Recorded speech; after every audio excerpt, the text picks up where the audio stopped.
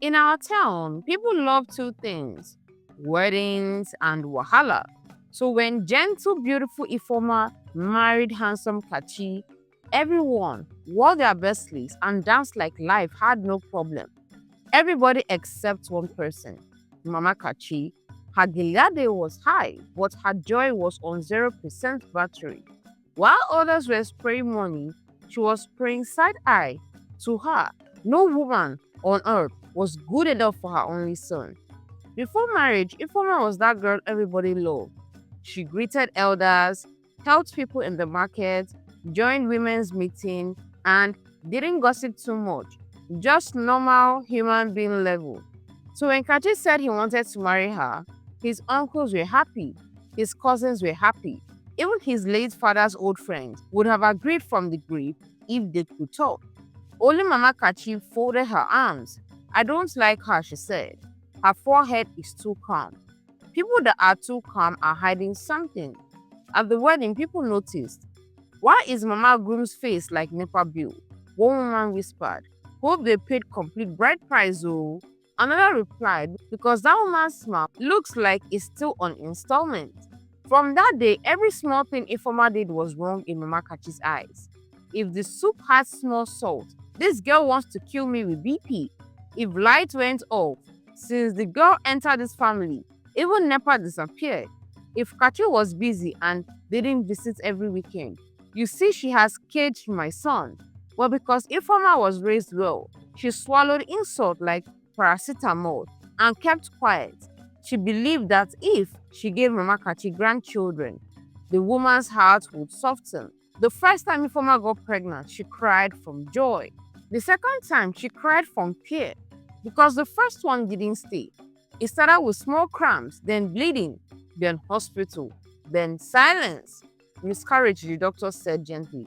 Ifeoma felt as if somebody had switched off the light in her chest. Kachi tried to be strong.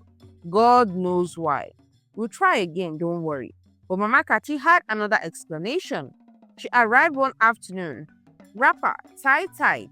Anger, tie tighter. I warned you people, she snapped. My son, how do you know what this girl was doing in her father's house? What if they have eaten all their children spiritually? Can a good tree refuse to produce fruit? Mama, please, Kachi began. Shut up there, she barked. You too. You're following love and not using sense. The second pregnancy came and again it disappeared. The third reached further and still went. Soon people started whispering. Maybe she did abortion before. Maybe her hands are not clean.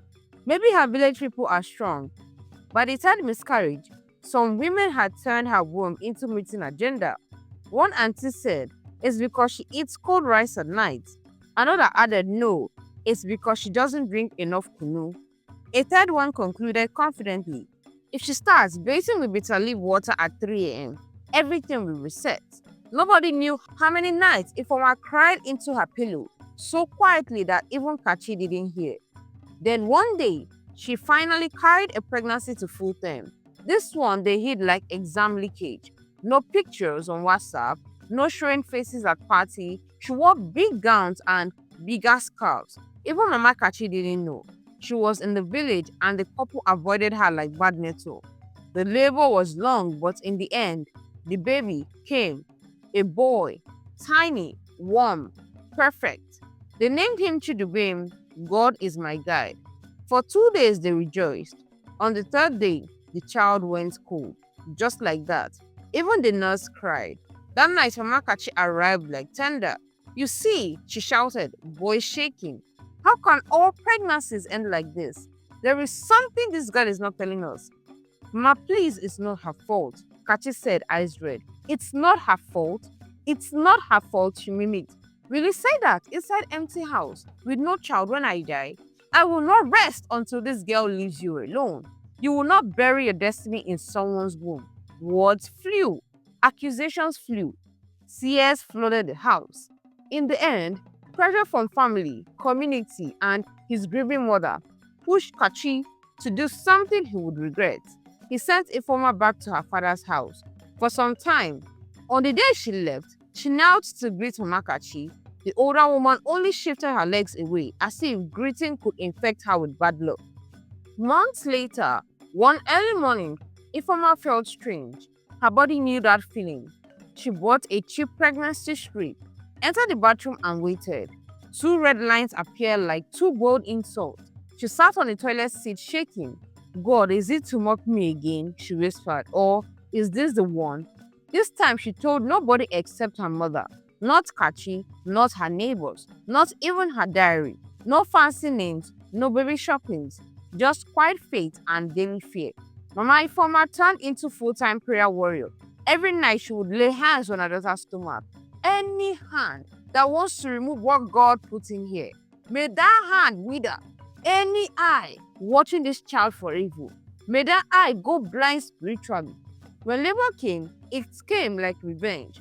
But after hours of shouting and sweating, another boy entered the world, crying loudly like someone protesting for prize.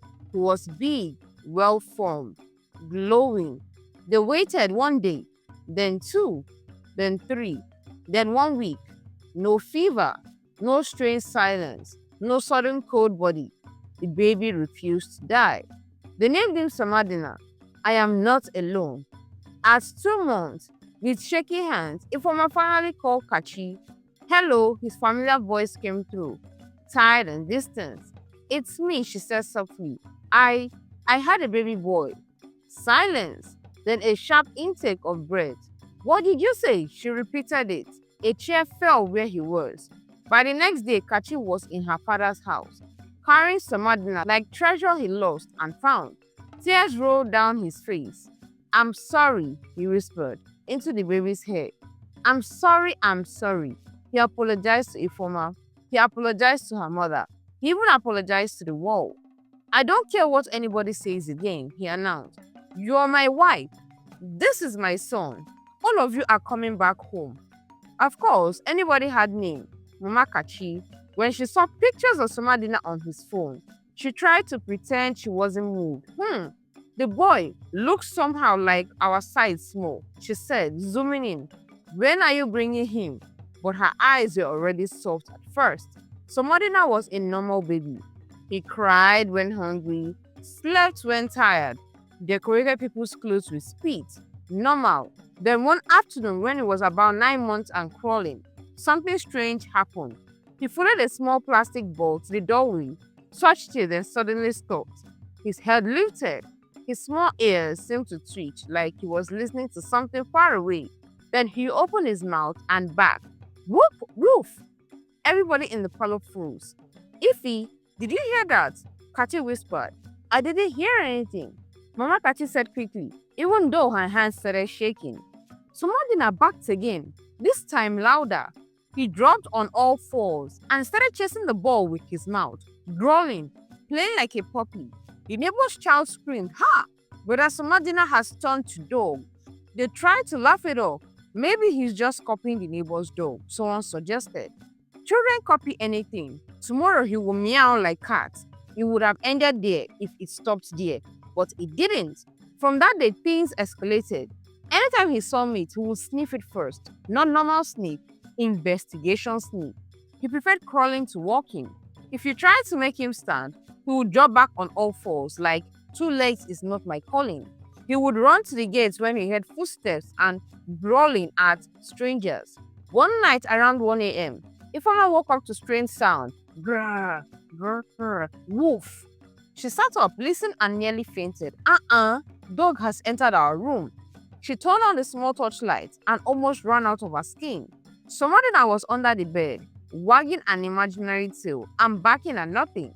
Kachi, she shook her husband hard. Wake up, your son is doing woof woof under the bed. Kachi groaned. Maybe he's dreaming. Dreams that has back, she snapped. Standing from that bed, they dragged the boy out.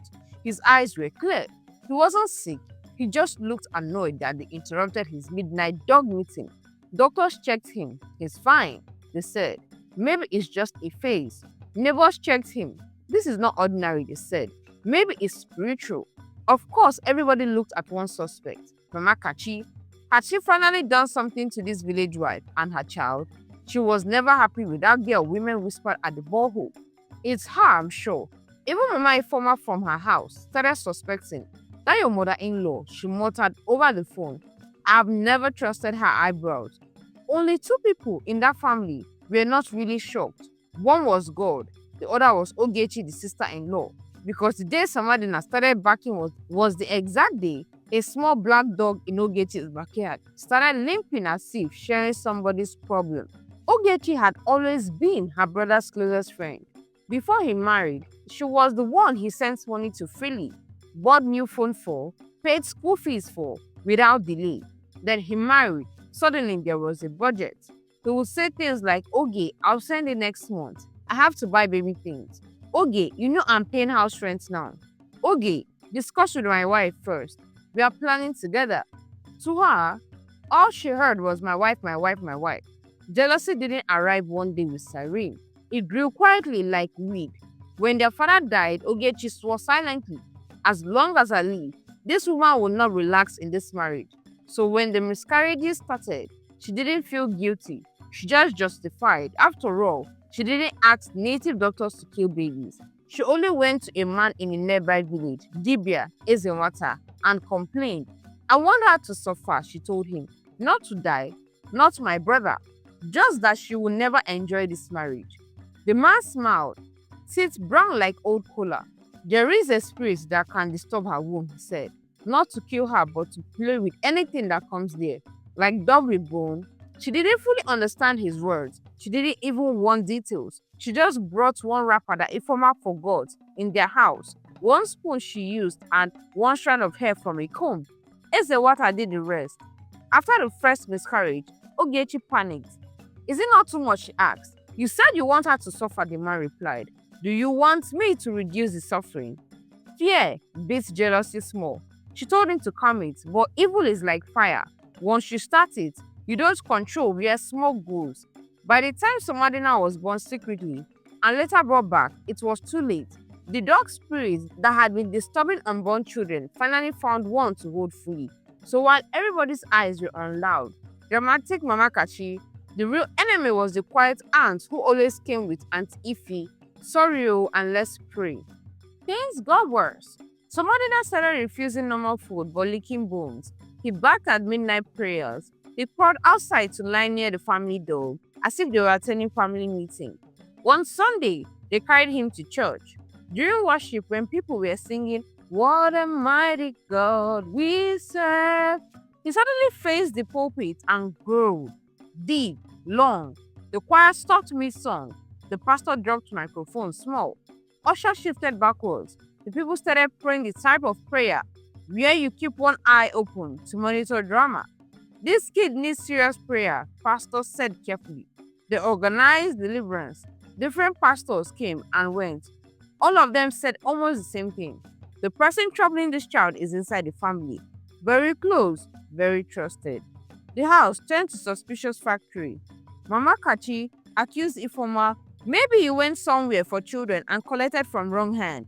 Ifoma cried, "What about me? Budo used to hold me. I don't even know any native doctor." Kachi shouted at his mother, "From the beginning you hated her. Is this what you have done?" Ogechi shouted louder than everyone, "How can you talk to Mama like that?" The more innocent she pretended to be, the more nobody looked at her twice, until one night. It rained heavily, the type of rain that washes secret. While lightning flashed and thunder grumbled, Ogechi sneaked out of the compound, rubber tied, umbrella low. She thought everyone was asleep. She didn't know that Mama Ifeoma's younger sister, Auntie Joy, was visiting and couldn't sleep in the heat. From the window where she stood, to catch a breeze, Auntie Joy saw a familiar figure passing the gate. She blinked. Is that not Ogechi in this rain? Her village mind did not rest. The next day, she watched Ogechi carefully. Later that week, the same thing happened. Heavy rain, late night, sneaking out. This time, Auntie Joy quietly woke Kachi. "Follow her," she whispered, "but walk like a thief.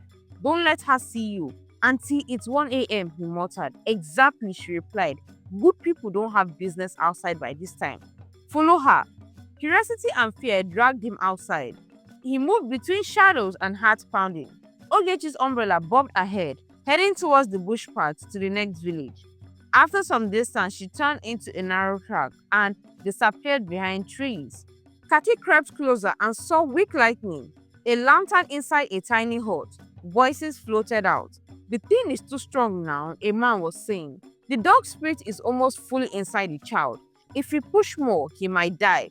I don't want him to die. Ogechi's voice trembled. He's my brother's son. I just wanted her to suffer, to cry, to know she cannot just come and take my brother from me. You should have said it early, the man scolded. You people think wickedness is like TV. You can't just press reduce volume when it's too loud. Evil no get remote control. From outside, Kachi felt his blood turn to ice. His sister, his own sister. Rage chased fear out of his heart. He pushed the door open and the lantern flame shook. What are you people doing here? Lantern. Light fell on Chance, Carries and on the floor. A small carved wooden dog as they stared. A loud thunderclap shook the hut. The wooden dog cracked into her by itself. Even the Dibia stepped back. Ah, he murmured. It has reached that level. Kachi grabbed his sister's arm. You will explain everything, he said, through clenched fists. In front of everyone and tonight. Back home, the whole family gathered in the parlor, wet, confused, frightened. Somadina crawled about, half barking, half babbling. Baby words. Kachi stood in the middle, chest heavy. Mama, he said quietly, all this time it wasn't you, eh? She blinked. She turned to Ogechi. Talk! At first, she kept quiet, lips pressed. Then Somadina crawled towards her, looked straight into her eyes, and groaned. Deep, old dog growl from small baby throat. Her knees gave way. Words poured out like confession at night video. She told them everything. The jealousy, the visit to Ezewata, the things she brought, how she didn't expect babies to die, how she later tried to reduce it but couldn't, how she watched everyone except Mama and kept waiting. Each sentence was a knife. By the time she finished, Mama Kachi was shaking. You mean all this while I was busy shouting on innocent girl and it was you? My own blood. I am sorry, Ogechi sobbed. I didn't think it would go this far. I just felt abandoned when he married. Everything changed. I wanted her to feel pains too. Silence then, heavy crying from Ifoma, from Kachi, from Mama Kachi. Finally, Mama Kachi did something nobody expected. She walked slowly to Ifoma, knelt down and held her legs. My daughter, she said in broken voice, for all the things I said to you, for the way I treated you, for the way I suspected you, I am sorry. Forgive me. Mama, please. Stand up, Ifoma whispered, crying. It's okay. It's not okay, the old woman insisted. I joined my mouth to village gossip. I added salt to your tears. I am part of the problem, Kachi turned to his sister. As for you, he said slowly, I don't know when I will forgive you, but tonight, you will not follow us to the church. Every charm, every connection, we must break it. That night, pastors gathered. They prayed until sweat replaced sleep. They broke, cancelled, rejected, reversed. Somadina cried, then backed, then cried again, then slept. The next morning, he woke up, stretched small, and said his first clear words. Mama, he didn't back again. He didn't crawl under the bed to hurl again. He became a normal child. Maybe a little stubborn, but that one is a normal Nigerian born. Stubborn, not spiritual dog level. Months later, life slowly returned to something like peace. Suspicion left the compound. Gossip reduced. Mama Kachi and Ifoma became strange best friends. The older woman now fought anyone who even looked at her daughter-in-law with side eye. If you see her tears, she would say, you won't talk nonsense. As for Ogechi, she changed. Truly, she became quieter, but in a different way. The kind of quiet that listens during preaching. The kind of quiet that boils jealousy like poison. The kind of quiet that knows evil is not remote control. Sometimes when children played with Somadina and barked like puppies for fun, she would shout, don't play that kind of play near me again. Do you know what we've suffered? People in town learn something important. Sometimes the person you suspect the most is innocent. Sometimes the loud, rude in-law is just loud and rude. And the real enemy is the one whose heart has quietly become a small shrine for jealousy. Because jealousy doesn't always carry a knife. Sometimes it carries a smile. the end. I hope you guys enjoyed this wonderful masterpiece. Do go ahead and click on the subscribe button to support us.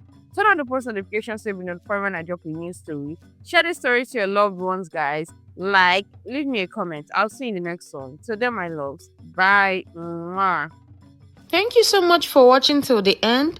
Please click on the subscribe button to support us. Turn on the post notification to get notified when I upload a new story. Like, share, and comment your thoughts. Till then, bye.